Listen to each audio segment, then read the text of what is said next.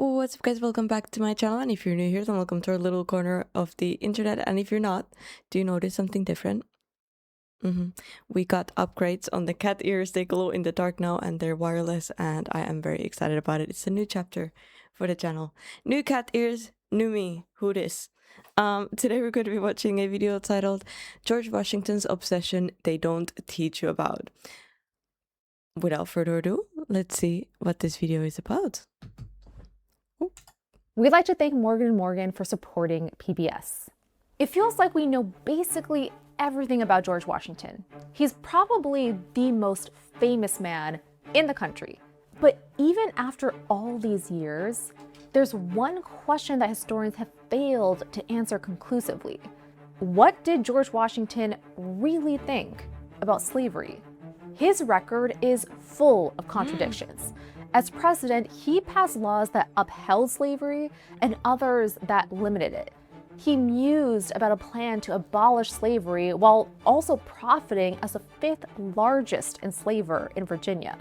The key to understanding Washington could be in the story of one young woman, Ona Judge, an enslaved housemaid turned fugitive who Washington tried to recapture up until his death. Her story complicates the legacy of this. Well, recapture for what? Crazy. Celebrated president so much that people today are trying to erase it. So why was the most powerful man in the country so fixated on capturing this one young woman?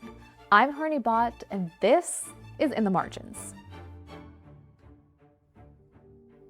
Washington's position on slavery had been shifting even before he took office. In 1775, as general, he banned Black people from joining the Continental Army. Within a year, Washington flip-flopped, recruiting Black soldiers after the British enticed thousands of enslaved people to their side by promising freedom. As the founders were writing the Constitution, the question of slavery was still being debated. The nation's leaders came to a compromise with the slave trade clause, which basically kept the status quo and allowed the slave trade to go on for 20 years. In 1786, Washington seemed to have personal doubts about slavery. He wrote to a close friend, quote, "It being among my first wishes to see some plan adopted by which slavery in this country may be abolished by slow, sure, and imperceptible degrees." But did he have slaves though? Like, if he was behind that woman, was that his, or did the president not have them? I don't know. End quote. Meanwhile, he and his wife Martha had enslaved about 300 people on his 6 sprawling Virginia plantations. Okay, so that responds my question. Who he had both inherited and purchased. That number included Ona Judge, her 4 half-siblings, and her mother. In 1789, when Washington became president, Judge was just 15 years old. She was Martha's closest housemaid in bondage. She drew her bath, arranged her hair, skillfully mended her dresses, as fitting for a first lady. Judge and 6 other enslaved people went with the Washingtons briefly to New York before settling into the temporary capital of Philadelphia. Then one day, the Attorney General Edmund Randolph visited. That's crazy though, at 15 years old. Oh my goodness. Wait, let me get my mic a little louder. There we go. Martha Washington with an urgent message. 3 of the people Randolph enslaved had declared their freedom. Pennsylvania law mandated that all adult enslaved people in the state must be set free after 6 months of residence. They cited that law to the Attorney General's face and ran off. At the time, Pennsylvania was one of the first states to limit slavery. The Quakers in Philadelphia had vowed to shun the slave trade in 1711. By 1780, the state passed the first anti-slavery law that freed enslaved people once they reached the age of 28. Martha quickly wrote to Washington, who turned to his personal secretary, Tobias Lear. Freed enslaved people once they turned 28? So until then, they have to be enslaved or what? With a secret plan. He wrote, quote, "I request that these sentiments and this advice may be known to none but yourself and Mrs. Washington," end quote. Washington wanted Lear to discreetly move the people he enslaved out of the presidential home every 6 months, effectively resetting the legal limit for keeping people enslaved. The Washingtons carried out this ruse for 5 years. For a young nation, the Washingtons' actions set a dangerous precedent that the most powerful people in the country could skirt the law when it served them. So while he may have pondered some vague plan to end slavery, when confronted with sacrificing his own comfort and wealth, Washington chose to keep people enslaved. The Washingtons were committed to keeping Judge and the others as That's so crazy. I still think it's so crazy that like in that time at some point that was normal. lifelong captives. So how did she manage to slip out from right under their noses? After all, an escape wouldn't have been easy. Judge was on call around the clock and lived in the president's house along with about more than 24 other enslaved people, white servants, and presidential staff. Judge even shared a bedroom that was attached to the Washington's bedroom. But in 1796, Judge received news that made her determined to leave. Martha had decided to give Judge away as a wedding gift to her notoriously temperamental granddaughter, Eliza. This act showed Judge that no matter how long or how well she served the Washingtons, her life could be traded away on a whim. As a Black woman, she had no legal protections for her bodily safety. She would be separated from her family and exposed to unknown dangers of physical or sexual violence, a threat that made new environments fearsome for all enslaved people. Eliza's older husband-to-be already had biracial children from his time in India. In planning her escape, Judge never revealed who helped her. But here's what we do know. Philadelphia at this time had a growing population of free Black people, which numbered about 5% in 1790. A few years prior, the Free African Society was founded by abolitionists Absalom Jones and Reverend Richard Allen, two Black community leaders who had bought their freedom. Allen was known to help enslaved people run away. He also owned a chimney sweeping company, and in March 1796, records show that he paid a visit to the presidential house. Oh my god. This is like a movie scene. 3 months before Judge's escape. We can only speculate if coded looks or words were exchanged. Judge later revealed that free Black people in town helped by hiding her few possessions ahead of time, raising her chances of survival after escape. This happened years before the Underground Railroad became more formalized with designated safe houses. People who ran away were punished with whippings, mutilation, or deprivation of food, clothing, and shelter. Anyone who helped Judge was also putting themselves in serious danger, consequences that were put into law by Washington himself. In 1793, he approved the first and less famous Fugitive Slave Act that allowed enslavers to capture freedom seekers across state lines and made it a crime to help anyone hide or escape. The next year, Washington signed the Slave Trade. I never even thought about George Washington and slavery together. So this video is blowing my mind. That's why I'm quiet. I'm just listening what happens next? But I just don't get it. I do understand how maybe at that time slavery would maybe be considered, normal and stuff. But how can you deprive people from food or abuse of other people without feeling anything? That's just it goes over my head. I don't care. I don't get it. I don't get how people were able to do that and be at peace. I just. The next year, Washington signed the Slave Trade Act of 1794, which banned the U.S. from exporting enslaved people.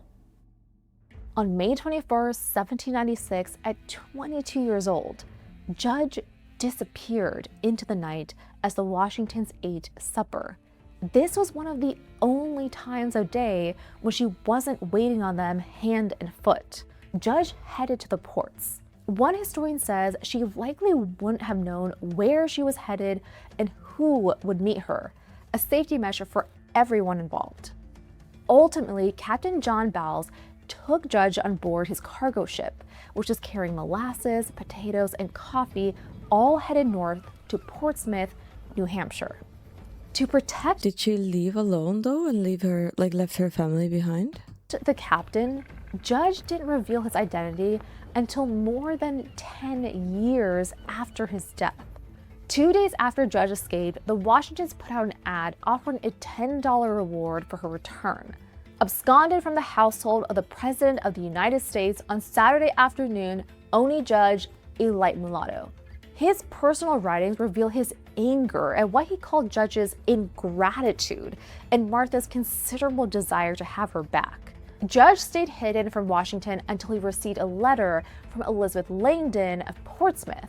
The daughter of Senator John Langdon, she recognized Judge after passing her on the street. Judge had settled into a quiet life of domestic work. She married a free Black man named Jack Staines and had a free daughter whom she named Eliza. Washington first asked Joseph Whipple, the Portsmouth collector of customs, to persuade Judge to return without making a scene. Though Whipple managed to meet Judge by pretending to hire help, he couldn't convince her to leave. Frustrated, Washington... This is confusing to me though, because I thought that maybe they got emotionally close to the girl and they wanted her back, but at the same time they were going to gift her to another family, so it doesn't make sense. He sent his nephew, Virginia Senate member Burwell Bassett Jr., to Portsmouth. He instructed Burwell to bring Judge back to Virginia, not Philadelphia, by any means necessary. Bassett showed up to Judge's home and lied, saying that she'd be set free if she returned. She responded, quote, "I am free now and choose to remain so," end quote. Bassett came back later with several other men and ropes to bind her. They broke down her door, but Judge wasn't there. She and her family had escaped again and hid in a nearby town. 6 months later, Washington passed away. Oh my God. Though it's frequently cited that he freed the people he enslaved in his will, that's not exactly what happened. Only William Lee, his most favored enslaved person, was freed immediately. Washington's wishes were that the other around 120 enslaved people served Martha until her death.